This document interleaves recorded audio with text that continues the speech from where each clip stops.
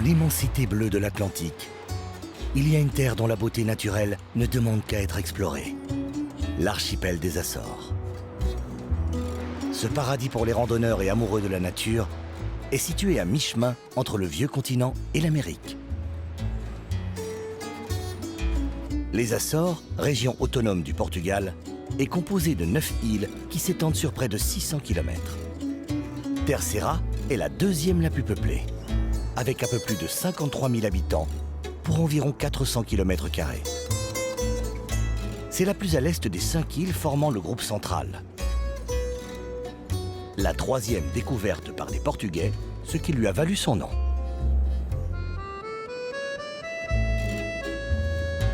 Par son histoire, elle est associée à la période des découvertes maritimes portugaises. Sa capitale, Angra do Heroísmo, fut un port d'escale obligatoire pour les flottes venant d'Afrique et des Indes orientales et occidentales. Cette position stratégique était très convoitée. La vérité est que depuis le règne de Jean III, il y avait l'urgence de fortifier la zone maritime de l'île. Un Italien, Tommaso Benedetto, a été embauché.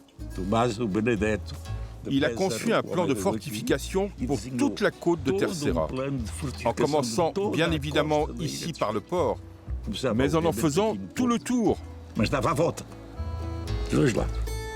Du haut des imposantes fortifications du mont du Brésil, on comprend l'importance géostratégique de cette ville. En 1983, sous la direction d'Alvaro Mongiardino, Angra fut classée au patrimoine mondial de l'UNESCO.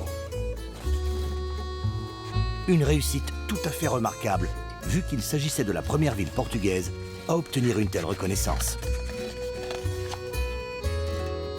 Le paysage de Terceira est marqué par des champs et pâturages verdoyants à perte de vue. On se croirait presque en Irlande. Sous le verre de l'île, un paysage volcanique se cache. Dans le monde souterrain, la grotte de l'Algarve au Carvao fascine le visiteur par son immensité et son charme.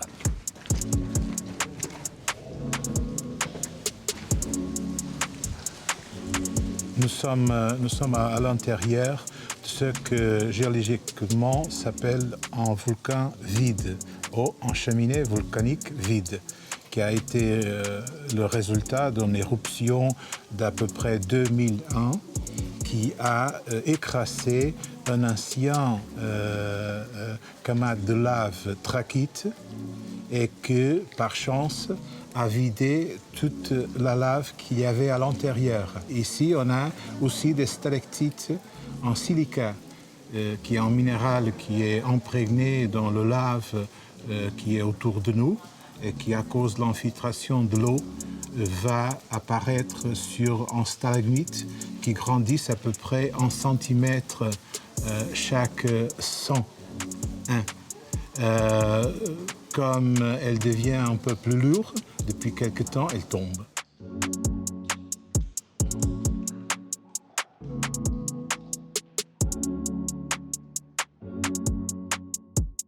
Les Açoréens disent souvent en plaisantant que leurs journées ont parfois 4 saisons. En fonction de l'heure et du lieu, la météo peut radicalement changer.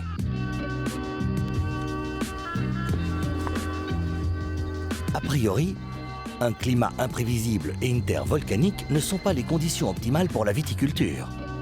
Et pourtant...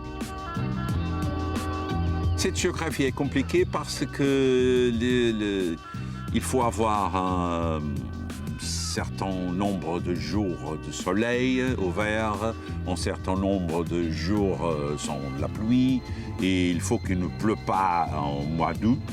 Il faut que le climat aide. Le paysage de ce vignoble est absolument insolite.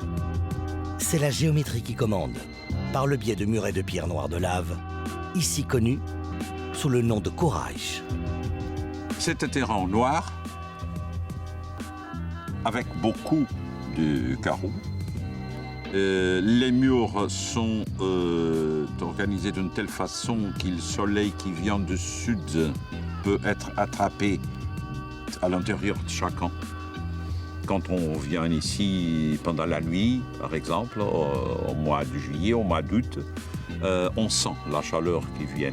Et ça aide beaucoup à cause du climat, parce que nous sommes dans une latitude de 37-38, ça c'est très haut. Et seulement avec ce mix entre l'humidité des Caraïbes, le vent sec, l'air sec qui vient d'Islande et cette présence volcanique noire, tout ça aide à la création d'un site très spécial. Il existe 4 appellations aux Açores. Et d'habitude, les vignerons travaillent avec des monocépages pour des vins majoritairement blancs. Ici, le cépage utilisé est le Verdeilo, importé autrefois de Sicile par les moines franciscains. J'ai un ami qui dit que le vin de Verdeilo, le vin blanc Verdeilo, c'est dommage, il est né blanc, il devait être rouge. Pourquoi il dit ça? À cause de la salinité de la mer, à cause de la proximité de la mer, à cause du terrain volcanique, il est devenu un vin blanc de couleur, mais un vin qui va très bien avec viande au poivre, des poissons bien cuits, des fromages anciens, etc. Dans un tel cadre, l'œnotourisme et le tourisme rural ont une énorme importance pour l'économie locale.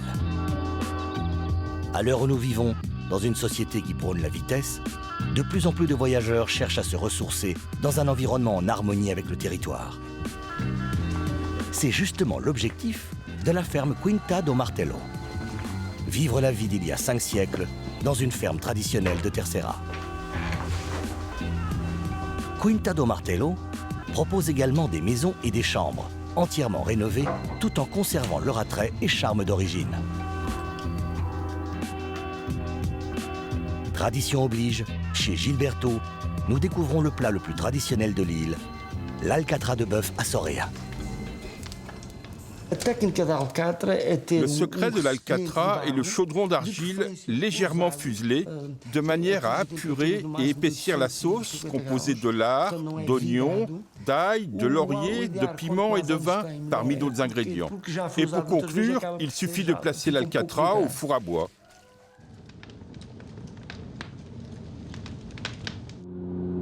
Après un vol de 15 minutes, nous arrivons à Graciosa, surnommée l'île Blanche.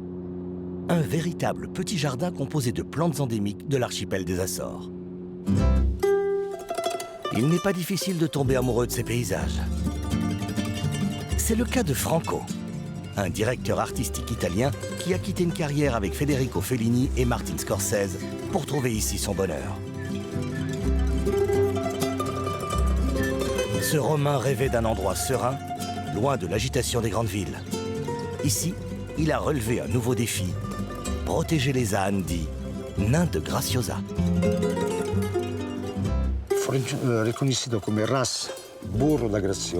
Cet âne a été reconnu comme une race autochtone en raison du grand nombre d'ânes que possédait l'île autrefois. J'ai découvert qu'en 1926, l'île comptait 6800 habitants et 1103 ânes. Il y avait plus d'un âne par famille. L'âne de Graciosa était le moteur de l'économie locale. Tout le monde avait besoin d'un âne pour labourer la terre, pour le transport et même pour le loisir avec ces fameuses burricadas.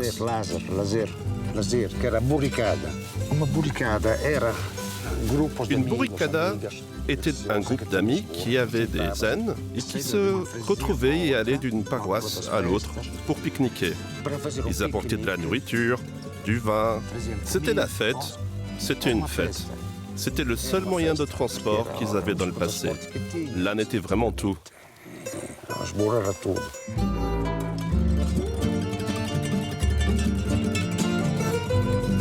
Cette île, de 12 km et demi sur 8,5, est composée de 3 ensembles volcaniques, dont la fameuse Caldera da Graciosa. Un grand cratère situé au sommet du volcan et recouvert d'une végétation dense. À l'intérieur de la caldeira se trouve la Forna do Enxofre. Cette grotte de soufre est une imposante caverne de lave, couronnée d'un plafond en voûte parfaite.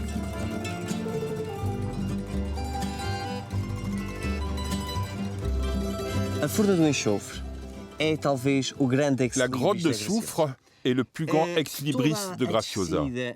Toute la descente, la visite est une véritable expérience. Pourquoi? Alors tout d'abord, la descente de la tour avec ses 183 marches, tout en ayant la possibilité de découvrir le décor par le biais des fenêtres. Ensuite, en bas, nous découvrons un cratère volcanique d'environ 200 mètres de diamètre, considéré comme le plus grand d'Europe. Finalement, vous pouvez également voir une fumerole qui a une activité jusqu'à 80 degrés Celsius. La visite fait partie du parcours de grande randonnée de Graciosa d'environ 40 km. Sans surprise, Graciosa fut déclarée en 2007 réserve de biosphère par l'UNESCO.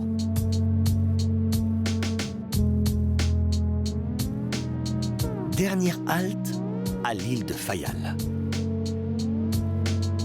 Classée réserve naturelle, son cône volcanique de 2 km de diamètre et de 400 mètres de profondeur est un refuge idéal pour quelques plantes endémiques et la forêt primitive Laurisilva qui recouvre les versants du cratère.